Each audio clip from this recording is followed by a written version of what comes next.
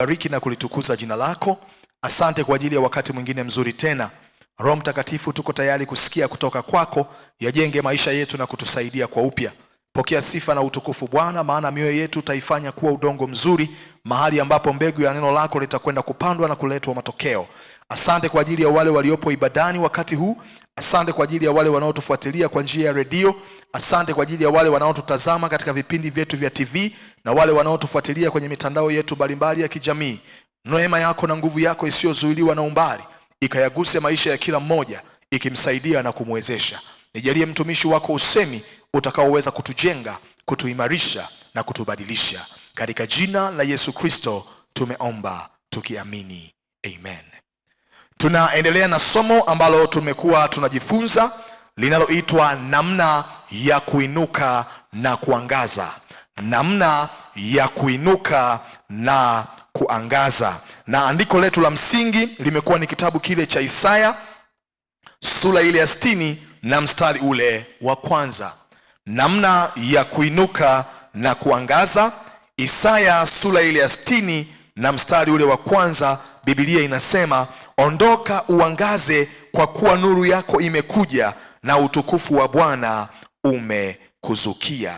Ondoka uangaze, kwa kuwa nuru yako imekuja na utukufu wa Bwana umekuzukia. Tulipokuwa tumeanza katika mwanzo wa somo hili, tuliona ya kwamba ni mapenzi ya Mungu tuinuke na kuangaza katika maisha yetu. Lakini tuliendelea mbele zaidi, tukagundua ya kwamba adui akikuzuia kuinuka, amekuzuia kuangaza kwenye maisha yako. Lakini tukaenda mbali zaidi, tukaangalia maana kadhaa ya neno kibibilia kuinuka na kuangaza. Hatutarudi huko kwa sababu ya muda. Lakini tukaendelea mbele zaidi tena, tukaanza kuangalia mambo muhimu Mkristo anayetaka kuinuka na kuangaza kuwa nayo katika maisha yake au kufanya.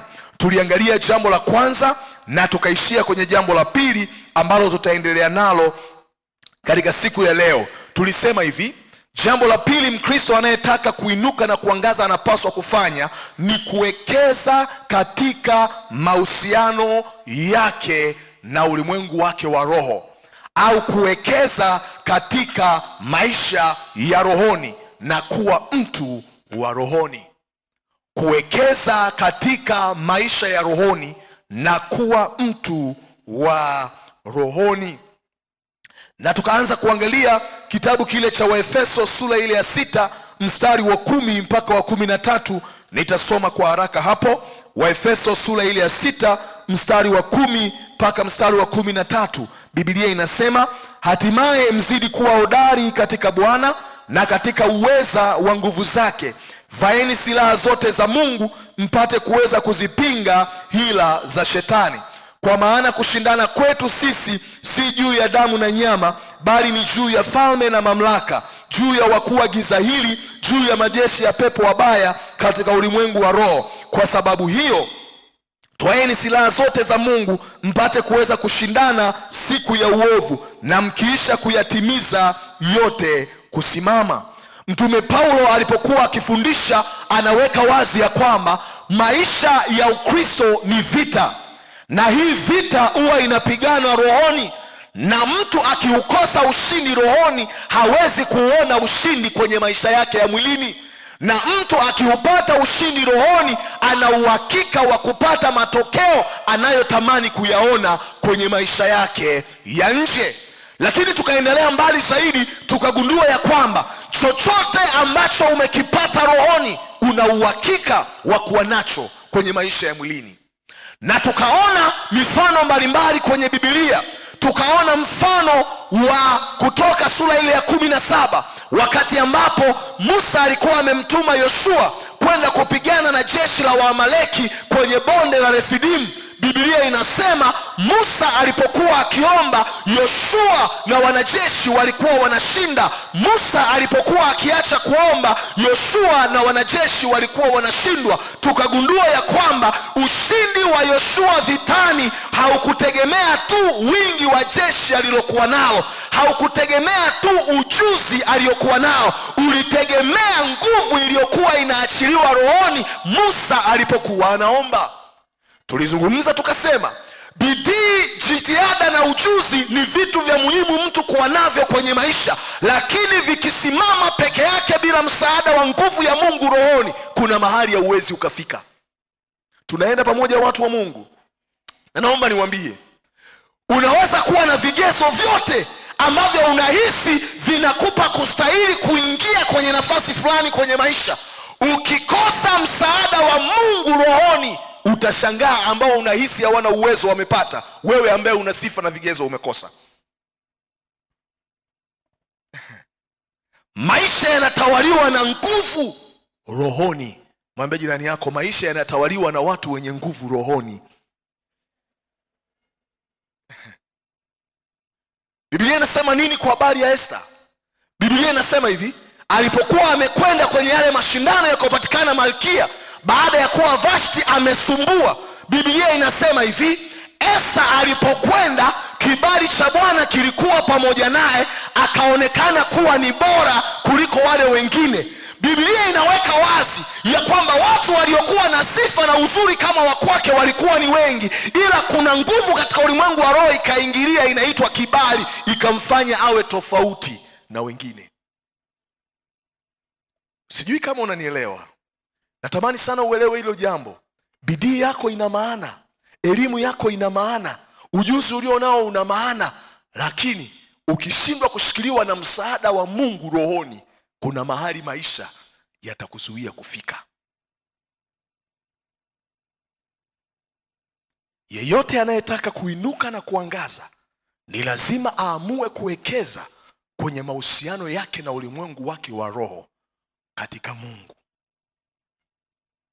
Katika maisha yangu nimewahi kukaa na watu ambao walikuwa wanaonekana wana kesho njema, walikuwa wanaonekana ni kama malango ya mafanikio kwenye kesho yao yako tayari kuwapokea, lakini kwa sababu walipuuza maisha ya rohoni, kadiri tunapoendelea kuishi, nikiwatazama na kuwaangalia, ninaiona tofauti kubwa ambayo Mungu ameichora kati yangu na maisha yao. Kwa nini? Wao waliamini kwenye uwezo na akili na bidii, sisi wengine tuliamini katika hivyo, tukaongezea na msaada wa Mungu rohoni. Naomba niwaambie wanangu, unaweza kuwa na sifa, unaweza kuwa na vigezo, unaweza kuwa unastahili. Akija mtu ambaye ana msaada wa nguvu ya Mungu rohoni, anaweza akapata jambo ambalo wewe ukakosa. Unataka kuinuka na kuangaza, ni lazima uwekeze kwenye maisha ya rohoni. Nikupe mfano mwingine mzuri kwa kuanza ili uweze kunielewa. Nadhani wengi tunafahamu habari ya Danieli na wale vijana wengine watatu. Biblia inasema nini? Biblia inasema hivi, wale vijana walisoma shule pamoja na vijana wengine wa Kiyahudi.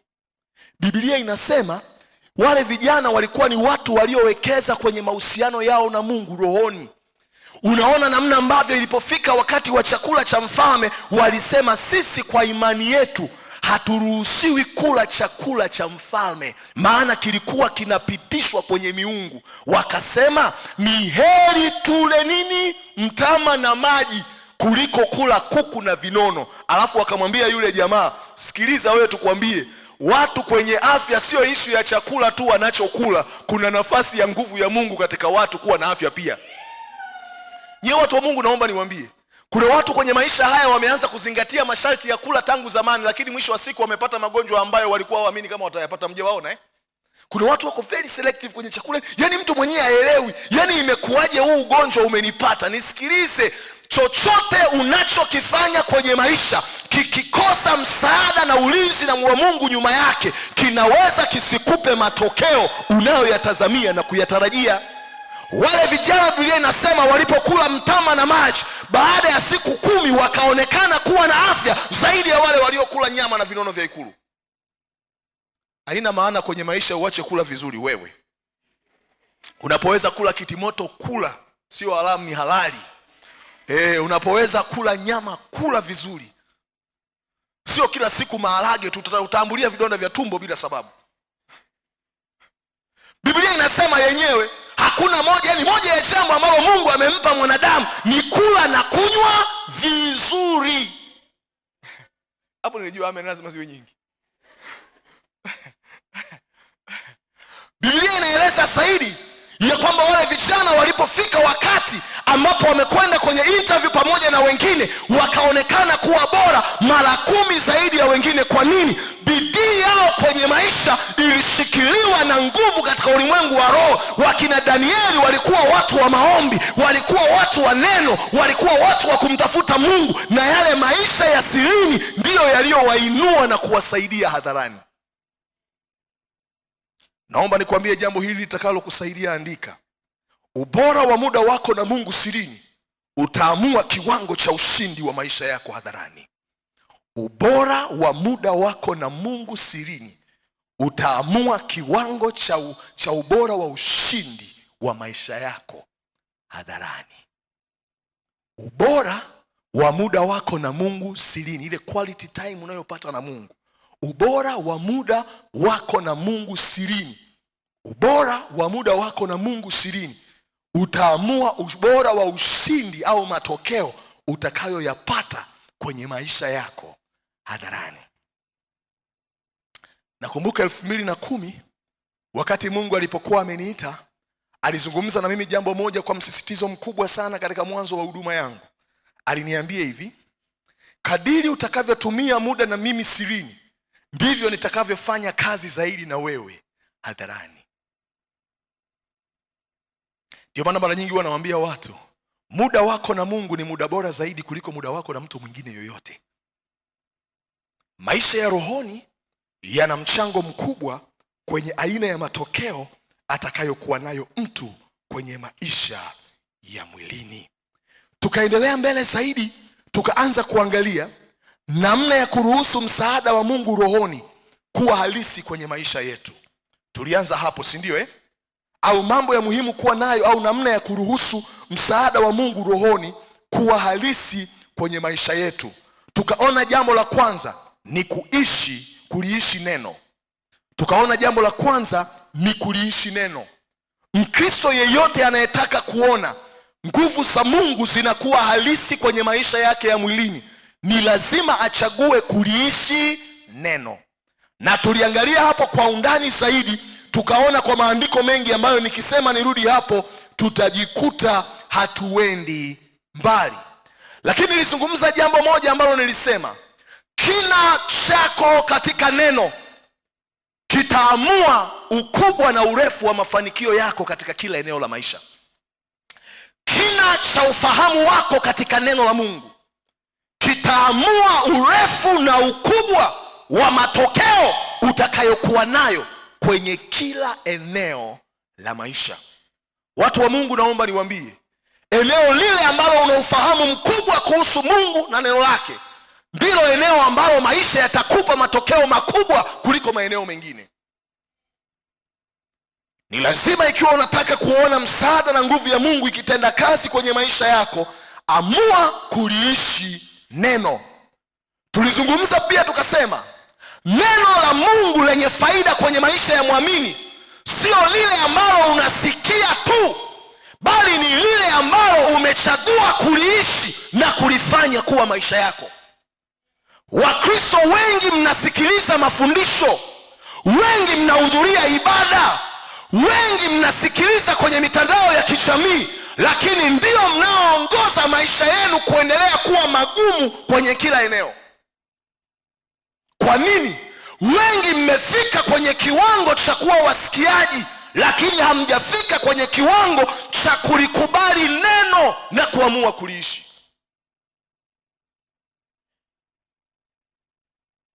Maisha yako hayatabadilika kwa sababu unasikia neno la Mungu na kuandika sana. Maisha yako yatabadilishwa lile neno linapogeuka kuwa maisha yako.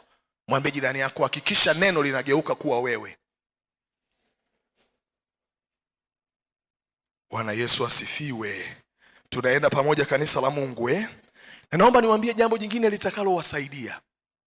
Neno la Mungu, kujifunza neno la Mungu hakupaswi kuambatana na nia ya kutaka kuwafundisha wengine kwanza. Kujifunza neno la Mungu kunapaswa kuanza na nia ya kutaka kumjua Mungu na kuishi kama Mungu anavyotaka uishi. Tumeanza kuwa na kizazi cha hovyo cha Wakristo ambao wanajifunza neno ili kuwaonesha wengine kwamba wanamjua Mungu. Na ndiyo maana utakuta wanaposti mafundisho mengi kwenye status, hata yale ambayo tunajua kwamba hawayaishi. Mwambie jirani yako, ni nani aliyekuloga? Nia ya neno haipaswi kuwa kuwafundisha wengine kwanza. Inaanza na kukubadilisha wewe na kumjua Mungu, ndipo uweze kuwa na sifa ya kuwafundisha na kuwasaidia wengine. Kwa hiyo Mkristo anayetaka ulimwengu wake wa roho uachilie matokeo kwenye maisha yake, ni lazima aamue kuliishi neno.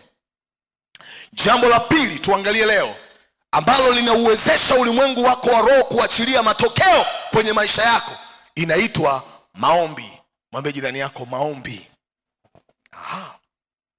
Maombi.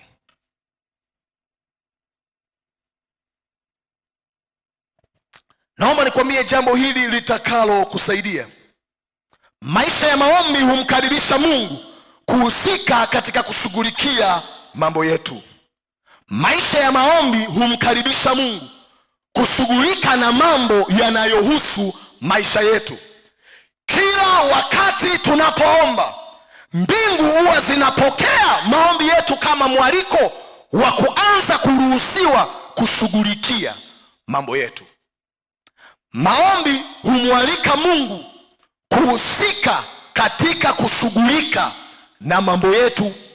Tunapoomba, maombi yetu huwa yanaenda mbele za Mungu kama ujumbe ya kwamba umekaribishwa kujihusisha na maisha ya huyu mtu.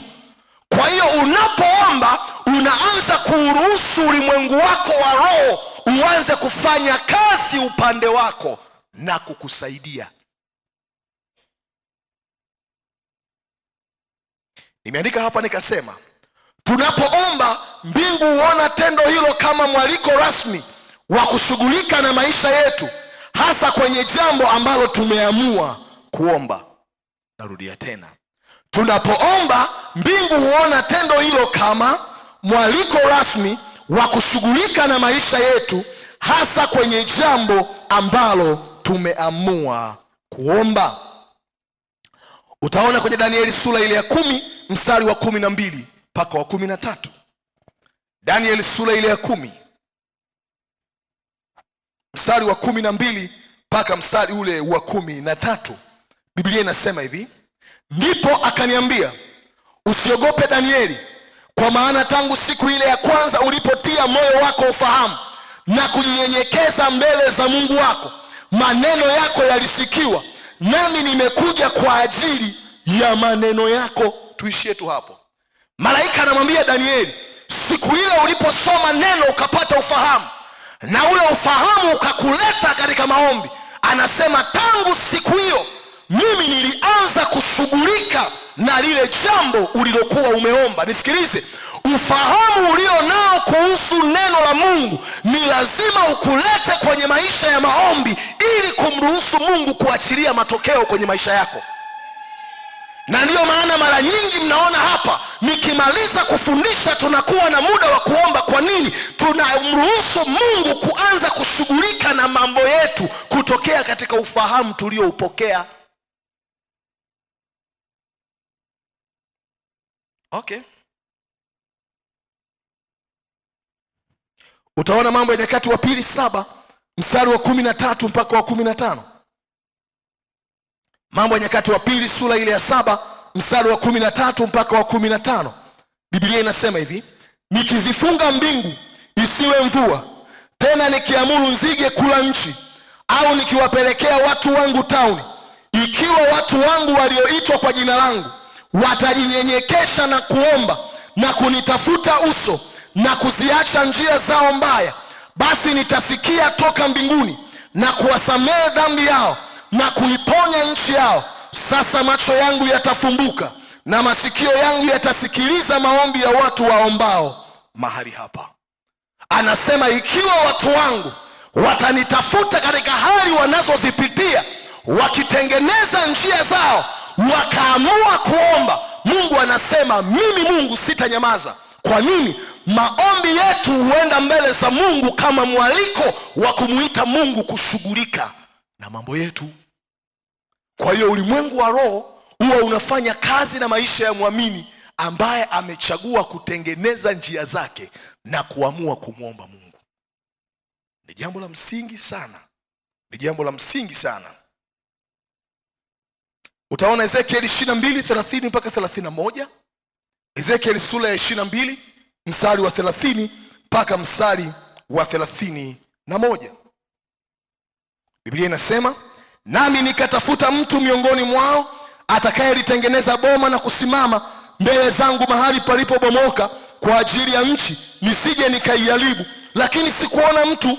Kwa sababu hiyo nimemwaga ghadhabu yangu juu yao, nimewateketeza kwa moto wa hasira yangu, nami nimeileta njia yao wenyewe juu ya vichwa vyao, asema Bwana Mungu.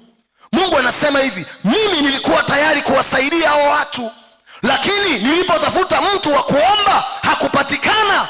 Maana yake ni nini? Mungu yupo tayari kuyasaidia maisha ya kila mmoja, lakini endapo hatutaamua kuomba, mbingu huwa zinanyamaza kimya, kana kwamba hakuna kinachoendelea kwenye maisha yetu.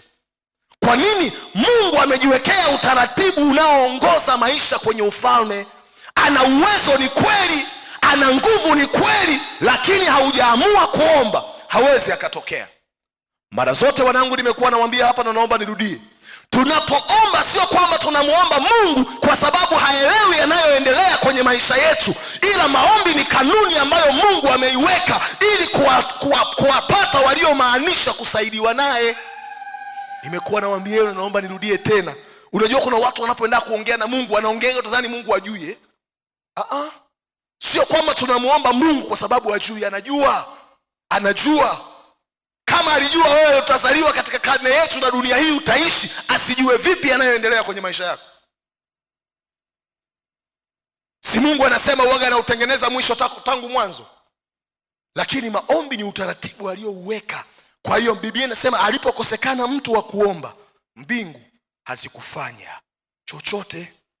Utaangalia pia kwenye kitabu kile cha Yakobo 5 mstari wa 17 mpaka wa 18 unaonesha ukweli huo, ya kwamba maombi huwa yanahusika kuruhusu ulimwengu wa roho wa mtu kusimama upande wa mtu kumsaidia. Hujaamua kuomba, mbingu zitanyamaza kana kwamba hakuna kinachoendelea kwenye maisha yako. Yakobo 5:17 mpaka 18, Biblia inasema hivi, Elia alikuwa mwanadamu mwenye tabia moja na sisi, akaomba kwa bidii mvua isinyeshe, na mvua haikunyesha juu ya nchi muda wa miaka 3 na miezi 6. Akaomba tena, mbingu zikatoa mvua, nayo nchi ikazaa matunda yake. Elia aliponyamaza baada ya kuwa ameisemesha mvua isinyeshe, Biblia inasema mvua haikunyesha.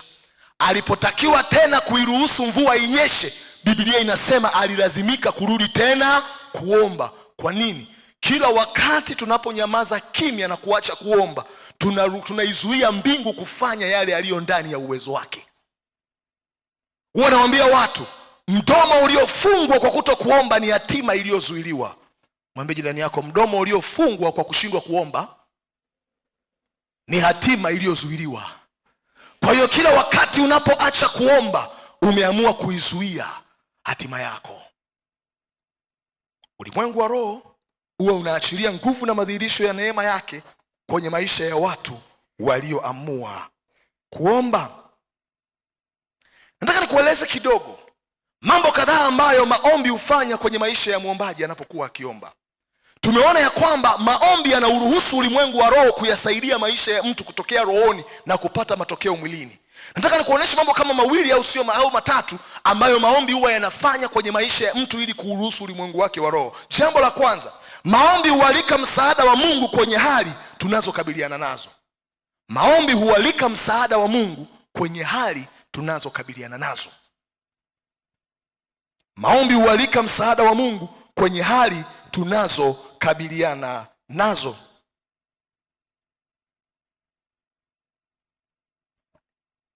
Angalia kitabu cha Zaburi 107 mstari wa 18 mpaka wa 19. Zaburi 107 mstari wa 18 mpaka mstari wa 19. Biblia inasema hivi, nafsi zao zachukia kila namna ya chakula, wameyakaribia malango ya mauti, wakamlilia Bwana katika dhiki zao, akawaponya na shida zao. Biblia inasema watu hawa kwenye Zaburi 107:18-19 walikuwa wako kwenye hali ngumu, wanachukia mpaka chakula, wanayaona malango ya mauti yako karibu yao. Wakasema, tufanye nini? Tuendelee kuhuzunika na hali zetu au tuamue kugeuza huzuni zetu kuwa maombi yetu? Mwambie jirani yako, geuza huzuni yako kuwa maombi yako. Moja ya kitu ambacho Wakristo wengi mnanichosha nyinyi ni jambo moja. Mlio wengi mna uwezo wa kuwaelezea na kuwasimulia watu changamoto zenu kuliko namna ambavyo mnaweza kupatikana mbele za Mungu na kumweleza yanayoendelea kwenye maisha yenu. Yaani unaweza kuwaeleza wengine ukasimulia tatizo lako. Nisikilize, wengine wote tutakusikia na mwishowe tutakupa pole, lakini ukiamua kuomba unaialika mbingu kuachilia msaada wa kukuvusha na kukusaidia. Naomba nikwambie, usipoamua kuomba, nawaambiaga hapa, utaishi ukiwa ombaomba. Mwambie mwenzako, usipoamua kuomba utaishi ukiwa ombaomba. Mwambie, utachagua wewe kuomba au kuwa ombaomba.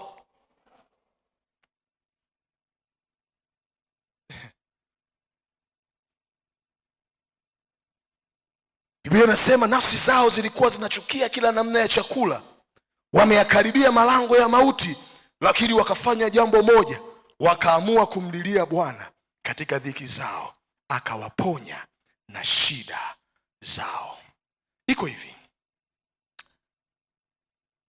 watu wengi mnapopita kwenye nyakati ngumu katika maisha, mlio wengi huwa mnaingiwa na kutawaliwa na hofu inayokuja kuzuia shauku ya kuendelea kuomba ndani yenu. Naomba niwaambie jambo litakalowasaidia. Mungu hana shida na hofu yako. Mungu ana shida pale ambapo hofu yako inashindwa kukuleta mbele zake kumtafuta. Mungu hana shida wewe unapotishwa au kuogopa, kwa sababu kuna vitu viko nje ya uwezo wako. Kuna vitu viko zaidi ya vile unavyoweza. Ila nini ambacho huwa kinatokea? Mungu huwa anapata shida zaidi pale anapoona yanayokutisha na kukuogopesha hayageuki kuwa kimbilio lako kwake. Okay, ngoja nikuoneshe kitu hapa. Mambo ya Nyakati wa Pili 20 mstari wa 1 mpaka wa 6 na mstari wa 12 mpaka mstari ule wa 25.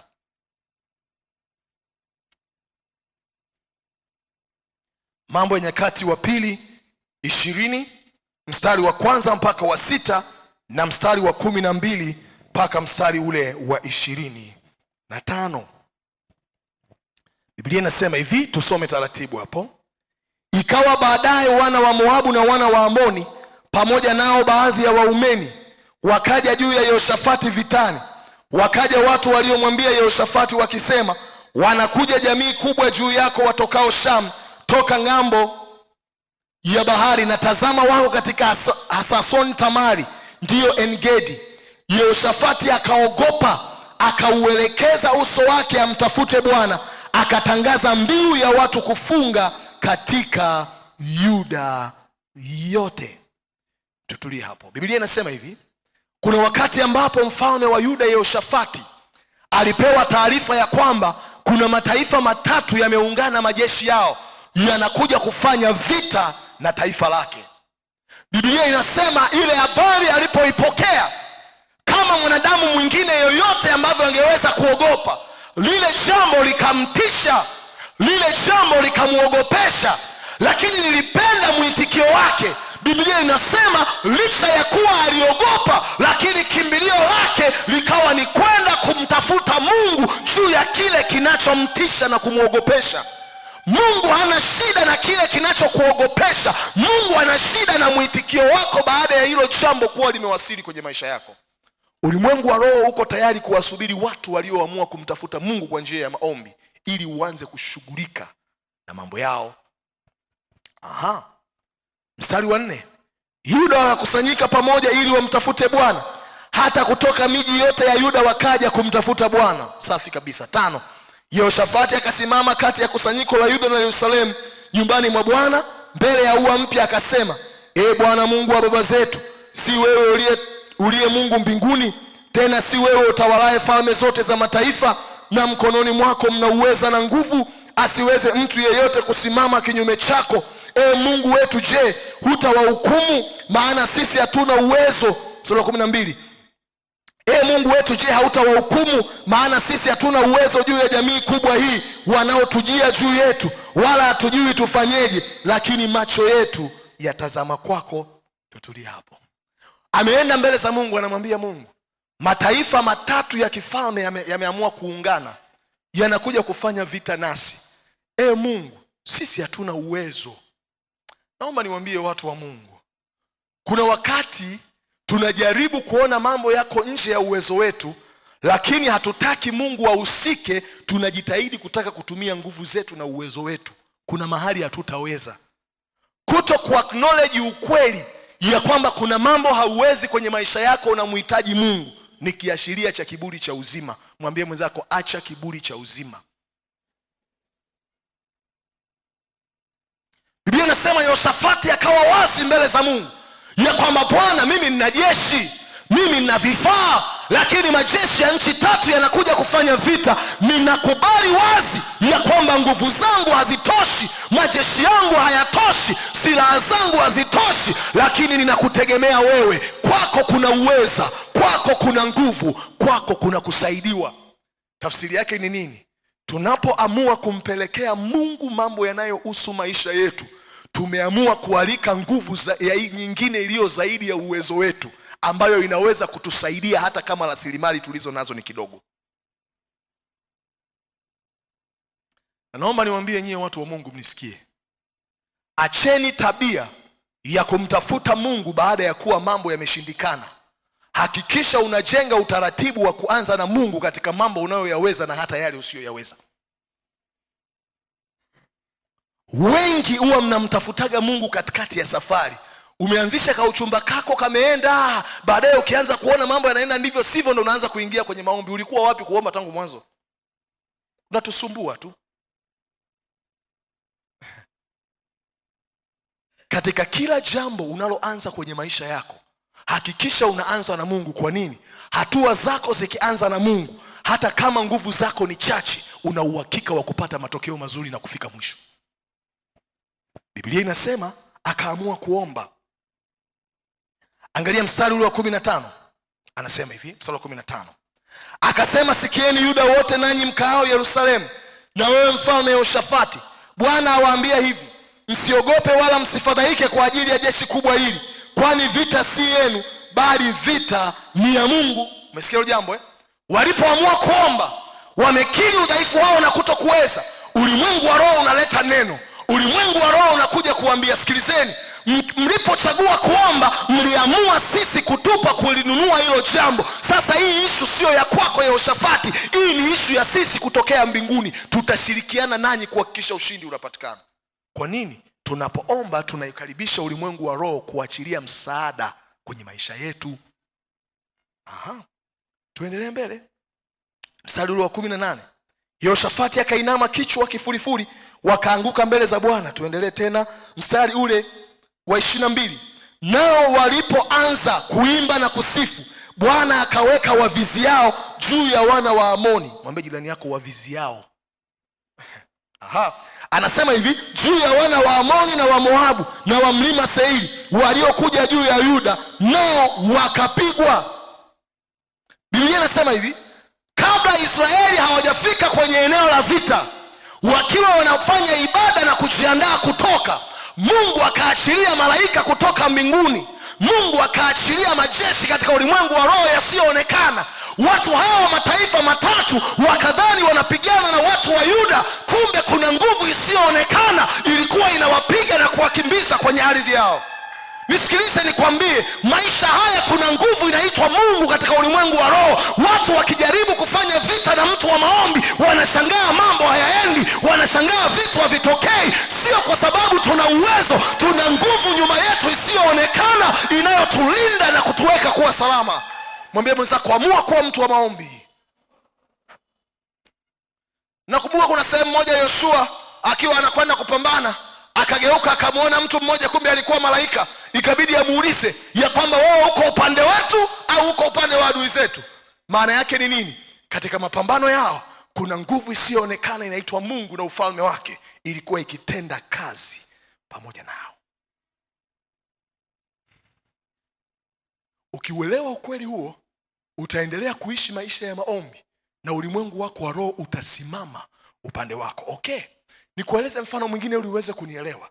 Mnakumbuka habari ya Gehazi na Elisha? Biblia inasema nini?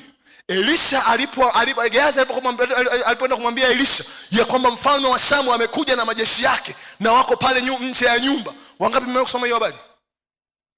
Kumbe mmesoma. Biblia inaeleza hivi, Elisha alikuwa anatoa siri wanazozipanga watu wa jeshi la Shamu, ya kwamba mitego wataweka wapi. Anamwambia mfalme jeshi lisipite kule.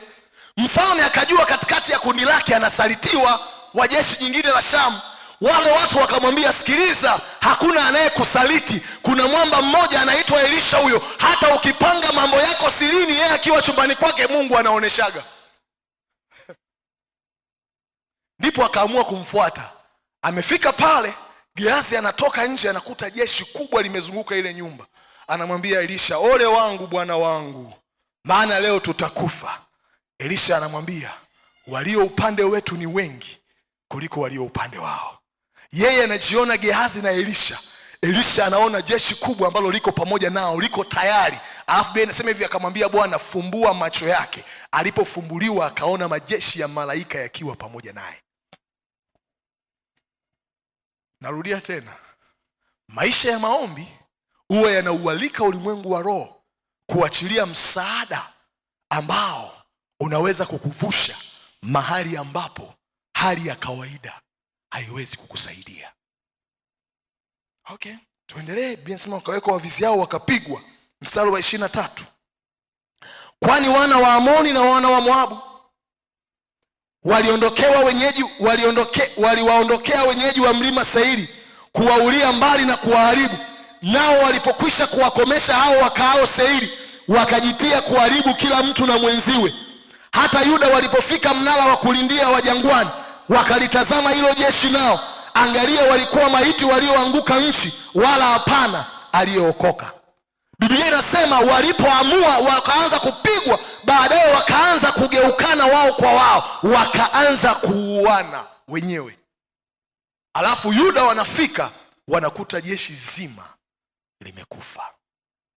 Ulimwengu wa roho unapokuwa pamoja na maisha yako, umebeba uwezo wa kukusaidia na kukupa matokeo ambayo nguvu zako, bidii yako na uwezo wako pekee usingeweza. Naomba niwaambie kitu wanangu, maisha yanamilikiwa na kutawaliwa na watu wenye nguvu rohoni. Kadiri unavyokuwa dhaifu rohoni, ndivyo utakavyoshindwa kwenye mambo mengi maishani. Na naomba niwaambie jambo jingine litakalowasaidia kwenye maisha haya. Ukitaka kufanya mambo makubwa, kanuni ni mbili tu. Ni aidha unaamua kuwa upande wa Mungu kikamilifu, ama unaamua kuwa upande wa shetani kikamilifu. Yeyote ambaye huwa anakuwa neutral anafanyaga vitu vya kawaida.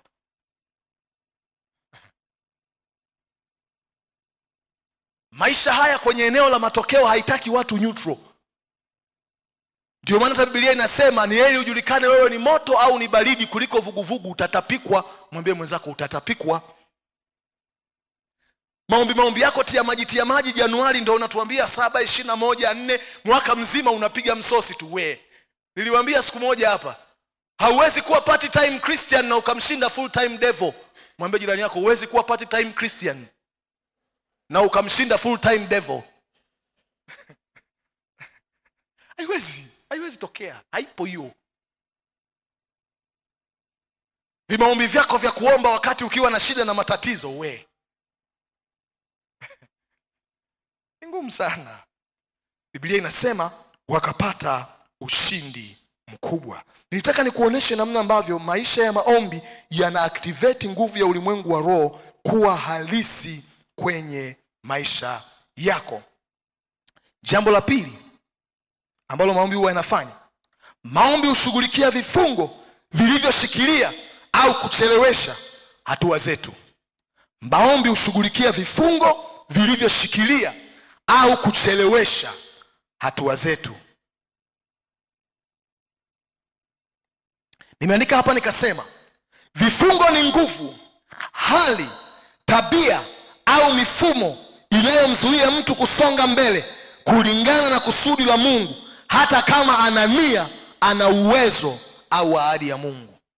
Vifungo ni nguvu inayomzuia mtu kuiendea kesho iliyo mbele yake, hata kama ana nia, hata kama ana uwezo, hata kama ana shauku.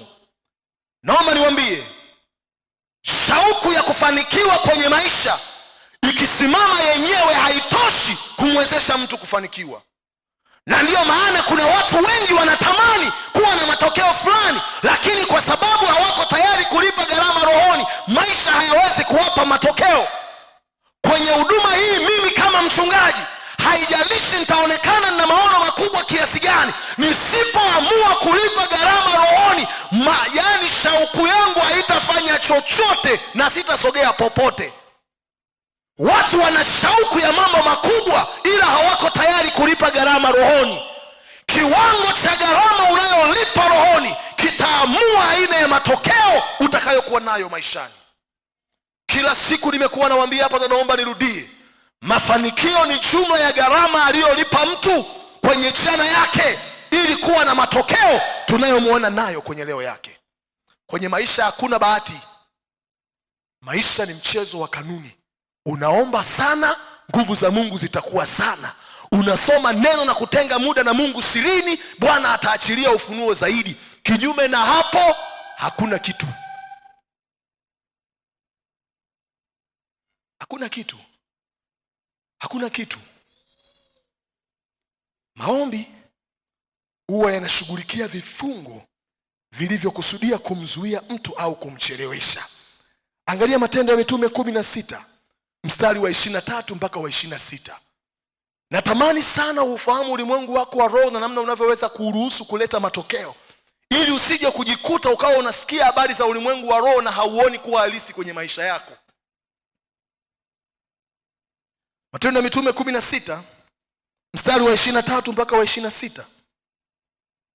Biblia inasema, na walipokwisha kuwapiga mapigo mengi, wakawatupa gerezani, wakamwamuru mlinzi wa gereza awalinde sana. Naye akiisha kupata amri akawatupa katika chumba cha ndani, akawafunga miguu kwa mkatale. Lakini panapo usiku wa manane, Paulo na Sila walikuwa wakimwomba Mungu patamu hapo na kumwimbia nyimbo za kumsifu, na wafungwa wengine walikuwa wakiwasikiliza. Ghafla pakawa na tetemeko kuu la nchi, hata misingi ya gereza ikatikisika, na mara hiyo milango ikafunguka, vifungo vya wote vikalegezwa. Biblia inasema Paulo na Sila walipokuwa wamefungwa gerezani, walikubali kwamba tumefungwa na vifungo, lakini waliyaona maombi kama ufunguo wa kuwafungua katika vifungo vilivyowashikilia, ili wakalitimize kusudi ambalo Mungu amewaitia. Narudia tena, waliyaona maombi kama ufunguo wenye kuwafungua katika vifungo vilivyowazuia, ili wakalitumikie kusudi la Mungu alilowaitia. Waliwafunga ndani ya gereza, wakawafunga mikono yao, wakawafunga miguu yao, lakini walifanya kosa moja, hawakufunga midomo yao. Unanielewa? Biblia inasema hivi, wale wanaume wakaamua kuomba, wakiwa gerezani wakaamua kuomba. Alafu kuna wewe mmoja ambaye ukipita kwenye changamoto unasema, yani ili tatizo mpaka hamu ya kuomba imeniisha. Wenzako wako gerezani wanaomba, wamepigwa viboko, ukisoma hapo juu wanaomba. Kwa nini? Walijua maombi huwa yanaualika ulimwengu wa roho wa mtu kusimama upande wake kushughulikia vifungo. Biblia inasema walipoomba likatokea tetemeko kubwa, vifungo vikawaachia. Naomba niwaambie watu wa Mungu, moja ya mkakati wa adui shetani kuyaharibu maisha ya watu wengi ni kuchelewesha hatua zao. Na niko hapa nikwambie hivi, kila hatua ambayo shetani atakuchelewesha kwenye maisha yako huwa inaleta madhara makubwa kwenye kesho yako. Kila hatua ambayo shetani atakuchelewesha kwenye maisha yako ujue inaleta madhara mengine baadaye kwenye kesho yako. Ndio maana kwenye maisha haya ni vizuri sana katika sehemu ya maombi yako kumwambia Mungu, nijalie neema kila hatua ninayotakiwa kuifikia, kila msimu ninayotakiwa kuufikia, nisaidie kuingia kwenye hayo majira kwa wakati. Adui akikuzuia na kukuchelewesha kwenye eneo la ndoa, ujue hiyo kucheleweshwa, hata kama utaolewa, kuna mahali amekunyima kitu mbele kabisa. Nakwambia Shetani hajawahi kumzuia mtu asipokuwa hana lengo kwa ajili ya kumchelewesha kwenye kesho yake. Kila hatua ambayo adui atafanikiwa kukuchelewesha, tambua kwamba kuna mahali amekublock kule mbele. Mungu ameyaweka maisha kwenye majira na nyakati. Yeyote anayefika kwenye hatua ya hatima yake wakati majira sio yake, hawezi kuona matokeo. Hawezi. Ndiyo maana moja ya ombi langu muhimu kila wakati ukiwa naomba, huwa namwambia Mungu, sitachelewa katika hatua yoyote ya maisha. Kila majira na msimu ambao umeniwekea kwenye maisha yangu, nitawasili na kufika kwenye hizo nyakati kwa wakati. Wale wenye watoto ni muhimu kuwaombea, ya kwamba ninatangaza kwenye ulimwengu wangu wa roho, watoto wangu hawatachelewa kufika kwenye majira na nyakati wanazotakiwa kufika. Kama kuna umri wanatakiwa wawe wamemaliza masomo, hakitatokea chochote cha kuwazungusha. Ngoja niwaambie nyie watu, iko hivi: endapo adui anaweza akakuchelewesha leo kwenye eneo la kumaliza masomo yako, ni kwa sababu anajua kuna nafasi ya kazi inayotakiwa itokee mwakani na hauna vyeti kwenye mikono yako, hauwezi ukaipata, inapita kwa mwingine. Shetani hajawahi kumchelewesha mtu kimakosa, hajawahi. Huwa ana mahesabu yake. Jifunze kucheza na majira na nyakati, na mwambie Mungu, sitachelewa kwenye hatua yoyote kwenye maisha. Mungu ameyafunga maisha wanangu kwenye vipindi na majira. Hamjawahi kuona kuna mambo unataka kuapply alafu anakuambia umri wako hauruhusu? Hamjakutana nayo? Tafsiri yake nini? Wanasema nini? Umechelewa. Kuna mahali wenzako walipokuwa wamewahi, wewe ulichelewa.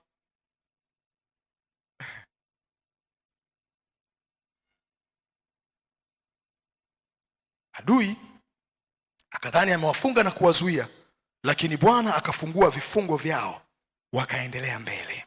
Bwana asifiwe. Bwana asifiwe. Kwa hiyo ni muhimu sana kujua hilo katika kuomba. Na naomba niwaambie, kila wakati tunapoomba ni vizuri kidogo tubadilishe maombi yetu. Tamani unapoomba maombi yaanze kukubadilisha wewe kuliko kumshambulia shetani. Yaani kuna wakati ingia kwenye maombi, amua kuomba kwamba Roho wa Bwana, fanya ukaguzi ndani yangu.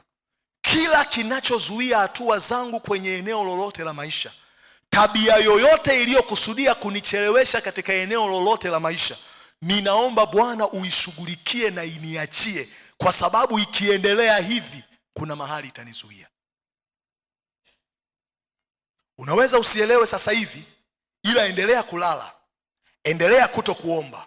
Katika wakati ambapo wengine walikuwa wamelala gerezani na kukubaliana na hali zao, Paulo na Sila walisema maombi ni ufunguo wa kufungua vifungo vilivyotuzuia. Waliolala watatuona tukiondoka, wakati wenyewe wakiendelea kuwa pale. Kila siku wanawaambia hapa, maombi, maisha ya maombi huwa yanachora mstari kati ya muombaji na asiyeomba. Muda utaongea. Sasa hivi si una umri mdogo, bado ni kijana, unafikiri maisha ni kufurahi Hauna muda wa kuomba, unafikiri maisha ni bidii na kukimbizana na ratiba tu Endelea. Kuna wakati utafika utakuwa ukitazama, hauelewi ni wapi palipo kuzuia, alafu kumbe ni kwa sababu haukuamua kulipa gharama ya maisha ya maombi. Kijana wa miaka chini ya 30 au 35, unalala usiku kucha, unakosa hata muda wa saa moja wa kuomba. Una akili wewe? Wewe unaishi Afrika kweli wewe? Mwambie mwenzako, are you serious?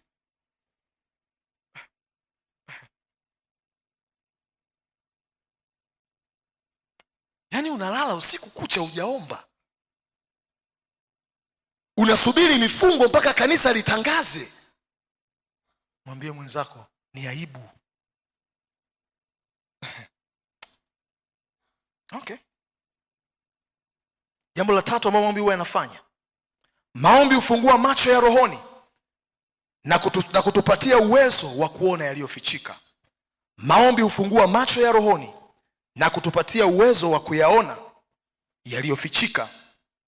Unapoamua kuomba na kujihusisha na ulimwengu wako wa roho, Mungu huwa anaanza kufichua mikakati ya adui.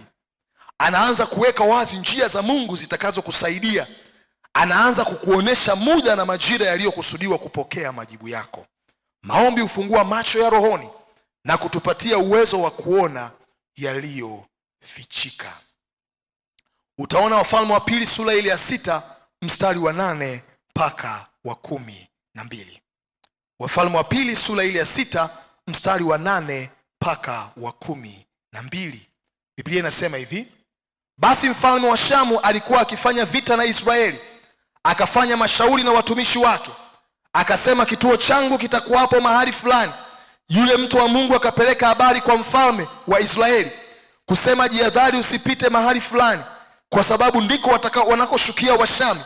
Mfalme wa Israeli akapeleka watu mpaka mahali pale alipoambiwa na yule mtu wa Mungu, na kuadharishwa. Akajiokoa nafsi yake, si mara moja wala si mara mbili. Basi mfalme wa Shamu moyo wake ukamfadhaika sana kwa ajili ya jambo hili. Akawaita watumishi wake akawaambia, je, hamtanionyesha ni mtu yupi miongoni mwenu aliye upande wa mfalme wa Israeli?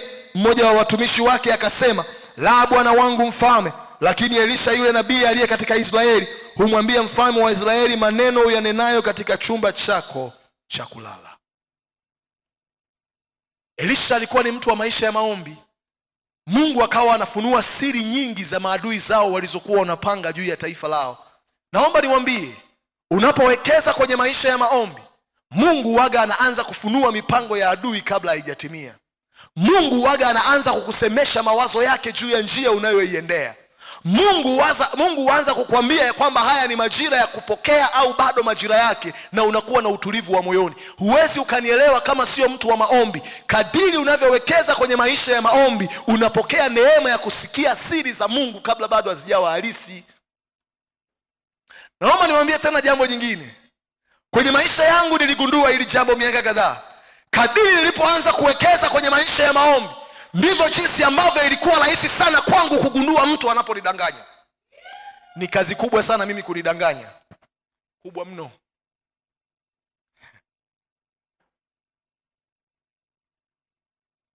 Kubwa mno. Nilishawahi kuambia hapa, binti mmoja alitaka kunidanganya kwenye jambo fulani wakati nikiwa nimemchumbia. Alafu siku hiyo nilikuwa niko kwenye maombi. Ilikuwa ni Jumamosi. Jioni nilipoingia tu kuzama kwenye maombi, Roho Mtakatifu akanipa habari nzima kama zilivyo. Alafu nilipopiga simu nikiwa naongea naye, nikawa ninazidownload kutoka mbinguni kama zilivyo. Aliogopa sana. Akasema nimeogopa. Nimeogopa tena. Akaniambia, wewe sio mtu wa kawaida. Nikamwambia, mimi ni mtu wa kawaida, ila nimeamua kujitofautisha kwenye ulimwengu wa roho kwa njia ya maombi. Naomba niwaambie, kwenye maisha haya, unapoamua kuwa mtu wa rohoni na njia ya maombi, kuna wakati unafika, wakati unaweza ukawa unaongea na mtu na una uwezo wa kuyasoma mawazo ya moyo wake akiwa anaendelea kuzungumza.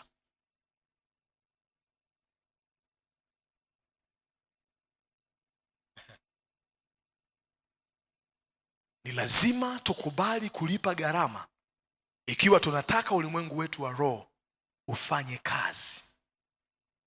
Ninakumbuka wakati fulani nimewahi kwenda kwenye interview fulani. Wakati wa jioni nikiwa naomba, na ile interview ilikuwa ni kesho. Siku hiyo nilikuwa nimefunga. Nikiwa ninaomba, jambo la ajabu kabisa, Roho wa Mungu alisema na mimi juu ya maswali yote yatakayoulizwa kwenye ule mtihani. Na bahati nzuri zaidi, watu niliokuwa najadiliana nao wakati wa jioni wa usiku tukiwa tunaenda kwenye ile interview, nilikuwa na watu 5. Niliwaeleza na nikawaambia, msihangaike na mahali pengine, someni hapo, tupite hapo. Tulipita nao, na kesho tulipoingia asubuhi tuliyakuta kama yalivyokuwa. Alafu nikapata mimi, wao wakakosa.